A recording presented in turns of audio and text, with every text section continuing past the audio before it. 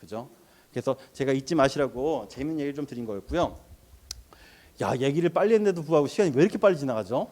와, 지금 마지막 얘기가 하나 더 남았는데 이 얘기를 드리기 전에 아무래도 좀 일단 지금 9시에 원래 맞춰야 되는 거거든요. 9시에 마치고 질의응답 받아야 되는데 시간이 마땅치가 않으니까 제가 질의응답 받으면서 얘기할 수 있다면 얘기를 드릴게요.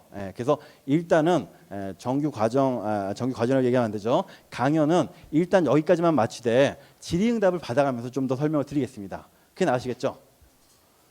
질의응답이 없다고요? 자, 제가 아까 서두에 말씀을 못 드렸는데 제가 이제 강의를 오래 하다 보니까 손을 들고 질문하는 걸 약간 부끄러워하시는 분들이 계시더라고요. 그래서 그런 분들은요, 다른 분들 질문하실 때 아까 제가 카카오톡 충전스쿨 알려드렸잖아요. 거기 1대1 채팅방에 들어가셔가지고 거기다 질문을 남기세요 지금. 그러니까 좀 부끄러우신 분들은 거기다 질문을 남기시면 제가 한꺼번에 바라보면서 제 핸드폰에 드러나니까 제가 한꺼번에 보면서 답변을 쭉 드리겠습니다. 그리고 나는 용감해, 그냥 질문할래 하시는 분들은 질문하시면 되십니다. 참고로 아마 질문 내용을 정하시기가 어려우시니까 책 소개를 잠깐 드릴게요. 녹색, 파란색 책은요, 쩐의 흐름편이라고 해서 월급 관리 책이에요. 월급 관리. 오늘 월급 관리 얘기를 많이 못 드렸습니다. 왜냐하면 책 내용을 다 말씀드려 버리면 사실 뭐 좀 재미없잖아요. 그죠? 이건 월급 관리 책이고, 빨간색 책은 금융 관리 책이에요. 그래서 월급을 어떻게 효과적으로 효율적으로 잘 관리할 수 있을지는 파란색에 들어 있고, 그리고 뭐 신용, 대출, 펀드, 보험, 연금 이런 금융 상품에 관련된 책은 대부분 다 빨간색 책에 들어 있거든요. 요 두 가지 책만 보시면 솔직히 제가 봤을 때는 더 이상 다른 책이 필요 없습니다. 그 어떤 분께서 저한테 이런 얘기를 해주셨어요. 그 책 내용을 보신 다음에 저한테 이제 뭐라고 얘기하셨냐면, 이 책은 말이죠, 제가 봤을 때는 가정 필수 상비 도서입니다. 분위기 안 좋네. 자, 그래서 혹시 난 좀 질문 있습니다. 그러면 카카오톡 지금 충전스쿨 1대1 채팅방에 남기시면 되시고요. 그냥 손 들고 지금 아무 질문이나 주셔도 됩니다. 예.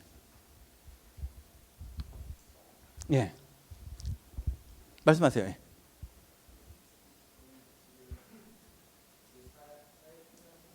예.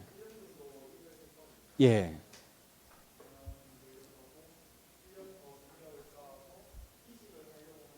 예.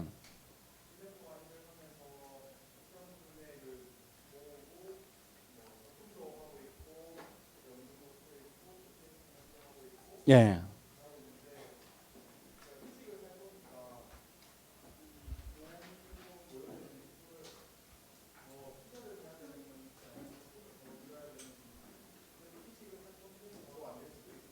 예.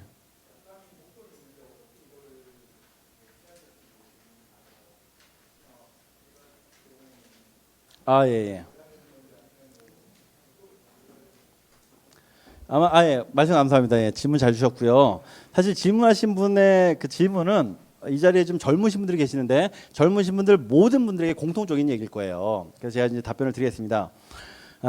이직을 뭐 여러 번 하시던 간에 지금 이제 직장에서 계속 오래 가시건 간에 첫 번째 잊지 마셔야 될 사실은 목적성 자금을 따로 만드셔야 돼요. 목적성 자금.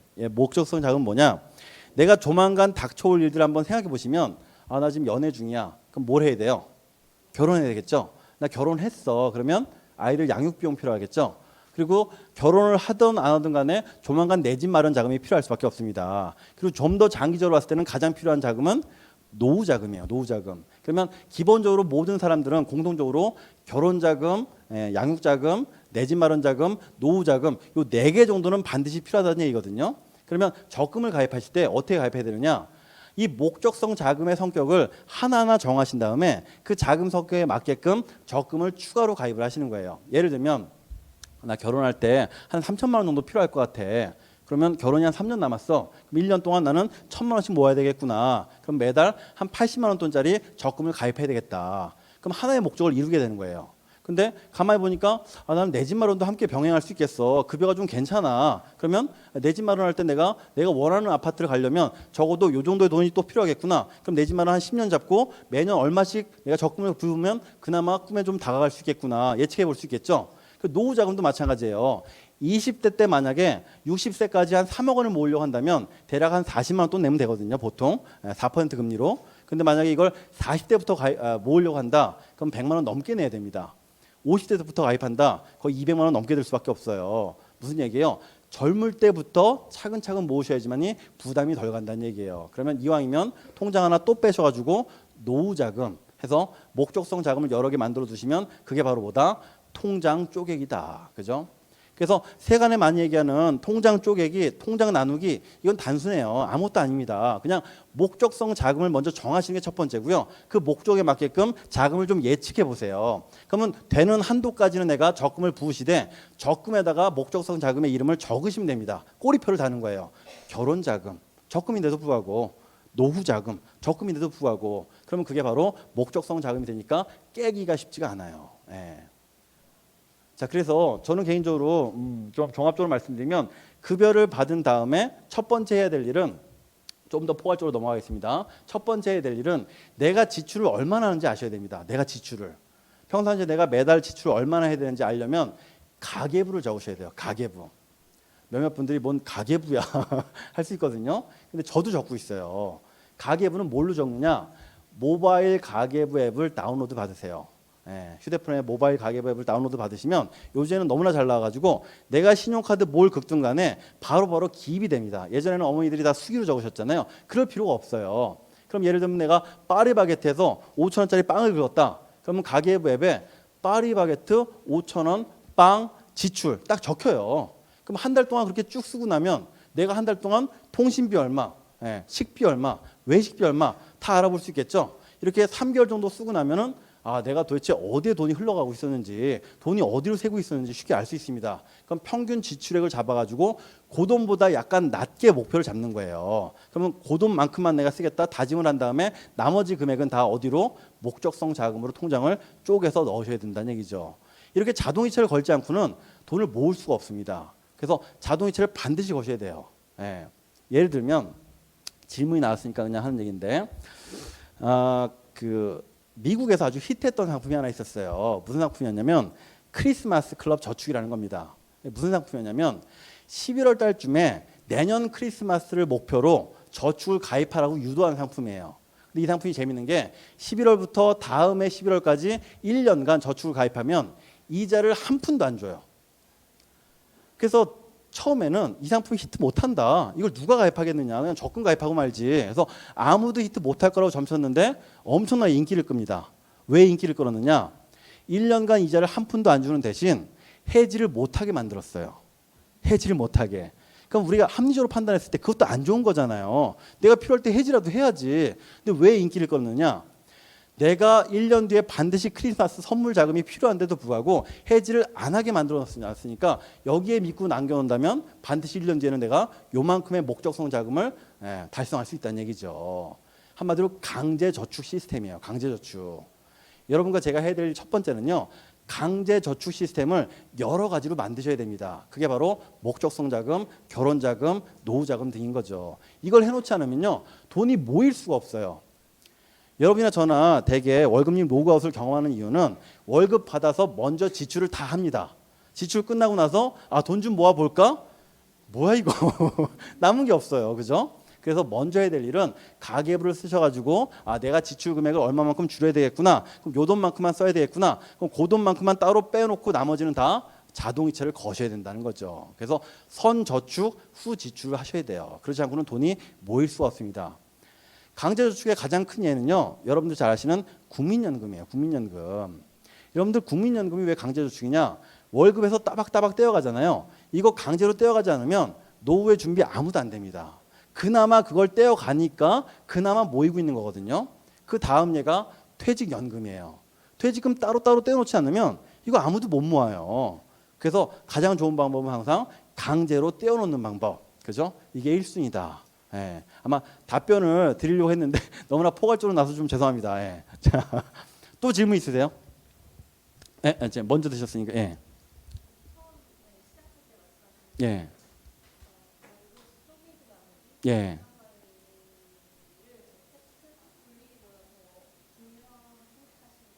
예.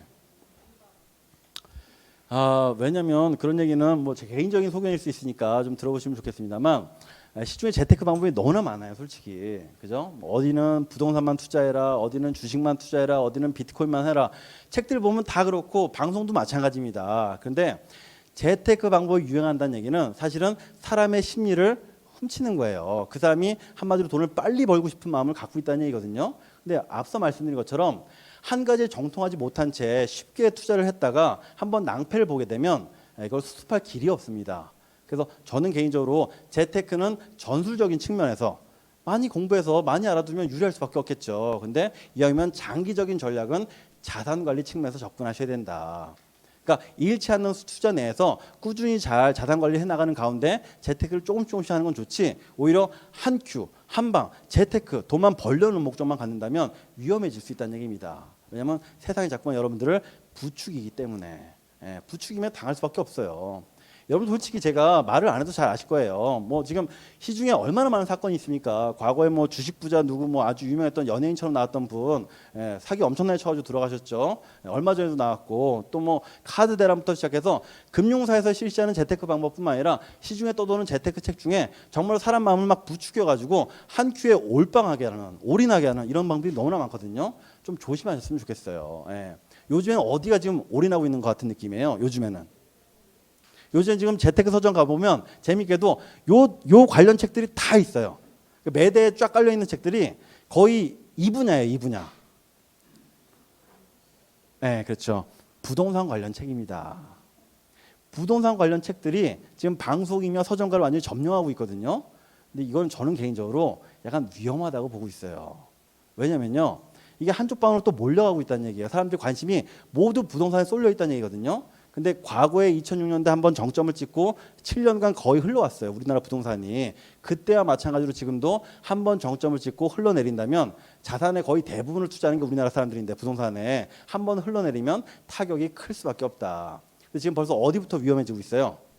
저기 외곽에 신도시들, 그죠? 동탄이며 화성이며 마이너스 P 많이 붙고 있습니다. 가격이 엄청 떨어지고 있어요. 역전선 아니에요. 이런 게 몇 해 이어지다 보면 견디지 못한 분들이 나가 떨어질 수밖에 없거든요. 그래서 저는 재테크는 알아두면 좋은데 재테크보다는 자산 관리, 월급 관리 일단 우선으로 두시는 게 중요하다. 그런 말씀을 드릴 수 있겠습니다. 또 질문 있습니까? 예. 예. 예. 예. 예. 예.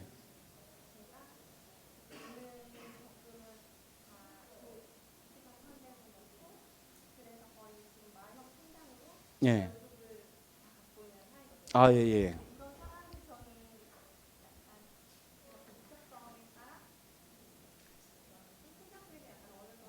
예. 예, 무슨 말씀인지 이해했습니다. 예. 사실은 이제 말씀하신 분 같은 경우가 많을 수밖에 없어요. 왜냐면 급여 생활을 하다 보면요, 목돈이 자꾸 필요할 때가 있다 보니까 마이너스 통장도 끌어쓰고 대출도 끌어쓰고 하다 보면 내가 지금 빚을 잘 갚고 있는 건지 내가 그 월급 관리 잘 하고 있는 건지 모를 때가 많거든요. 그때는 정신을 바짝 차리신 다음에 빚을 갚는 걸 최우선으로 두셔야 됩니다. 빚을 갚는 거를. 그러니까 빚을 갚고 나서야지만이 통장 나누기나 통장 쪼개기나 투자나 재테크나 할 수 있는 거지, 빚을 계속 쌓아가면서 뭔가 내가 재테크를 하겠다, 그러니까 그런 말씀을 주신 건 아닌 거 아니까 그런 분들은 잘못된 생각이에요. 심지어 과거에는 뭐 레버리지 투자라고 해서 빚을 내야지만 투자가 되는 것이다, 이런 얘기도 많았거든요. 그때는 잘 나갈 때 얘기예요. 근데 한번 무너지기 시작하면 빚을 내신 분들부터 한꺼번에 무너지거든요. 예를 들면 작년 재작년에 뭐 주택 300채 갖고 있다, 갭 투자 유행할 때. 그래서 대부분 다 레버리지 투자한 거예요. 돈 끌어다 쓰고 전세 끼고 집을 계속 샀는데 지금 이분들부터 무너지기 시작했어요. 그러면 금리 올라가고 있죠, 대출 규제 받고 있죠, 집값 하락하고 있죠. 위험해질 수밖에 없거든요. 그러니까 똑같은 예는 아니지만 급여 생활자도 똑같다는 거예요. 내가 받는 급여를 존졸히 써가지고 어떻게든 남겨야지만이 이걸 통장 쪼개기를 할 수 있는 거지, 만약에 마이너스 통장이라든지 다시 다른 빚이 있다, 일단 무조건 빚을 갚는데 초점을 두셔야 된다는 거예요. 그러면 내가 지금 빚이 1,000만 원이네. 그럼 내가 지금 급여에서 요 정도 돈만큼은 빼낼 수 있으니까 그래 매달 한 80만 원씩 갚자. 1년이면 갚겠구나. 매달 한 40만 원씩 갚자. 2년이면 갚겠구나. 요걸 목적으로 잡으셔야 된다는 거예요. 그래서 그걸 자동이체로 적금을 부으시든 부금을 가입하셔가지고 1년 만기, 2년 만기 이렇게 끝나면 한꺼번에 몰아서 갚을 수 있게끔.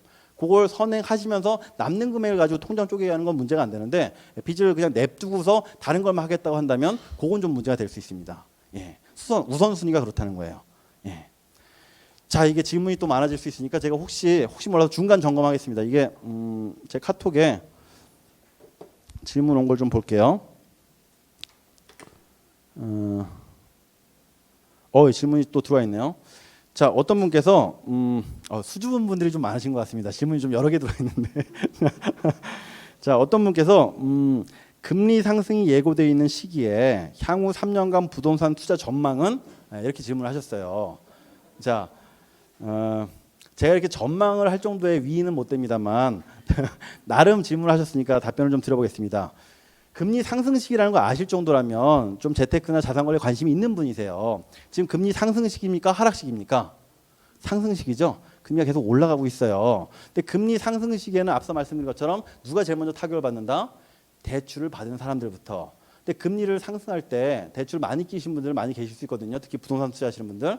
그러면 부동산 투자하시는 분들 중에 대출 많이 꼈다 보니까 이거 금리가 좀 부담이 돼서 이거 도저히 안 되겠다. 팔아서라도 갚아야 되겠다 하면 매물이 나올 수밖에 없겠죠. 신규로 대출 받아서 집을 살려는 사람은 적어질 수밖에 없어요. 그러면 수요는 줄고 매물은 늘어나고 공급은 늘어난다는 얘기예요. 자연히 금리 상승 시기에는 부동산 투자는 안 좋을 수밖에 없다는 얘기죠. 바람직하지 않다는 얘기예요. 예. 몇몇 분들이 지금 약간 눈이 초롱초롱해지셨는데 다시 한번 말씀드리겠습니다. 금리 하락 시기에는 지난 한 7년간 이어져 왔어요. 우리나라 부동산이 계속 지난 7년간 아니죠.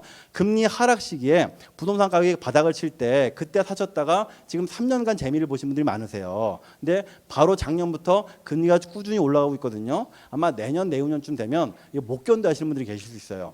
나는 2% 3% 금리 바라보고 들어왔는데 4% 5%로 이제 갚게 된다면 이거 감당이 안 될 수가 있습니다. 금액이 크다 보니까 부동산은 이분들이 한번 무너지기 시작해서 갭 투자하다가 매물을 내놓고 투자하다가 매물을 내놓고 공급량 늘어나고 하다 보면 한꺼번에 무너질 수 있는데 그런 시기는 가급적 피하는 게 좋습니다. 피하는 게. 투자를 꼭 매일같이 해야 되는 게 아니에요. 투자는 좋은 시기가 왔을 때만 잠깐 해도 되거든요.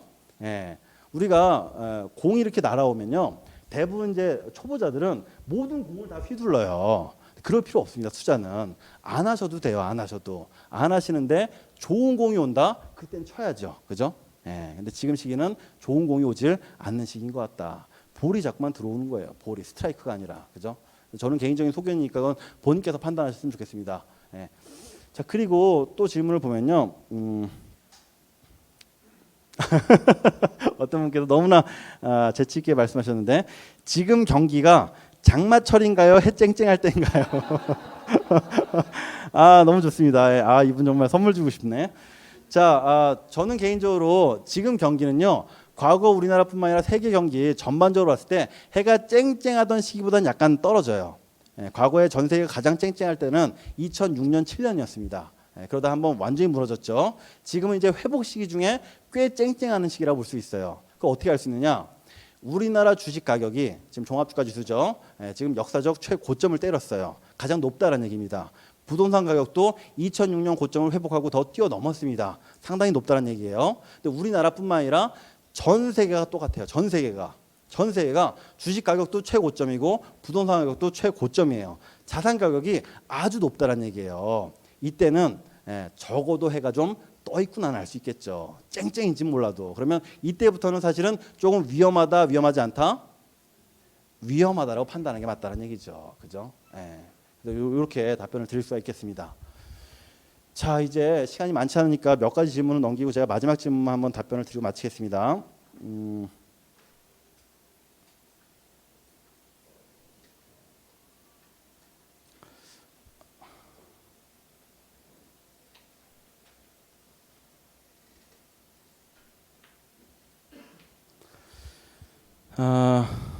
지금 다른 페이지로 넘어갔는데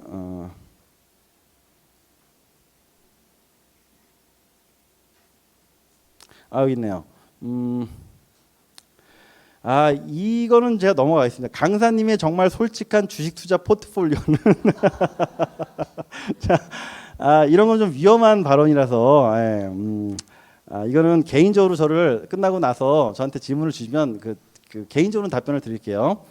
그리고 월급 통장 쪼개기도 잘하고 예적금도 꾸준히 들고 있는데 금융 쪽은 젬병입니다. 30대 사회초년생 결혼 1년 차가 꼭 들어야 할 필수 보험은 요거는 좀 답변을 드릴만 하겠네요.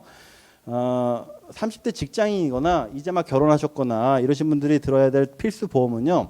일단은 실손의료보험입니다. 실손의료보험. 좀 팁도 드릴게요. 실손의료보험은 내가 다쳤거나 질병을 당했거나 상해를 입었거나 내가 들어가는 내 비용에서 보험사로부터 건강보험으로부터 받는 일단 본인 부담금 제외한 건강보험 혜택을 받고 남은 부분에서 내가 낸 금액의 일정 부분 90% 정도를 보상받는 거거든요. 그러면 내가 다치거나 질병에 당했어도 내가 들어가는 비용은 소액밖에 없는 거예요. 이거를 1차적으로 가입해야 되는 이유가 있습니다. 여러분과 저는요. 살아가면서 어떤 질병, 어떤 상해를 입을지 알 수가 없어요. 근데 실손의료보험은 아주 포괄적입니다. 건강보험과 구조가 거의 비슷해요. 그러니까 이러한 보험이 일단 1순위가 될 수밖에 없고 거기 위에 어떤 보험을 얹는 게 좋으냐. 나이가 들어가면 들어갈수록 가정에 대한 책임이 커지니까 그 위에 이제 정기보험, 암보험, 종신보험을 가입하시면 됩니다. 그러니까 일단은 실손의료보험부터. 근데 내가 결혼했는데 애가 없다. 굳이 가입 안 해도 돼요. 솔직히. 그런데 내가 애가 생겼고 조만간 책임을 져야 될 나이가 됐고 내 배우자도 이제 일을 하지 못하고 있다 한다면 이제는 내 사망에 대해서 좀 책임을 져야 될 거 아니겠습니까? 그러면 정기보험 아까 얘기했던 그죠? 그리고 정기보험을 가입한다거나 종신보험 내에서 정기 특약을 삽입해서 보험료를 좀 낮추는 방법 그죠? 또 한 가지 팁을 드리자면 보험 다모아라는 사이트가 있어요. 보험 다모아 알아두시면 좋습니다. 보험 다모아라는 사이트는 금융감독원 관리하에 생명보험협회하고 손해보험협회가 함께 만든 사이트예요. 모든 보험을 다 모아놓고 가격을 비교해주는 사이트예요.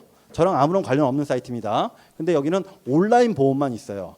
가격이 아주 저렴할 수밖에 없겠죠. 가격이 아주 저렴한데도 불구하고 거기서 또 우리가 가격을 비교해 볼 수 있으니까 이왕이면 거기서 한번 소팅해 보신 다음에 나 실손의료보험 중에 요거 가격 저렴하네. 요거 가입해야 되겠다. 알아볼 수 있겠죠. 그죠? 보험 다모 알아두시면 좋습니다.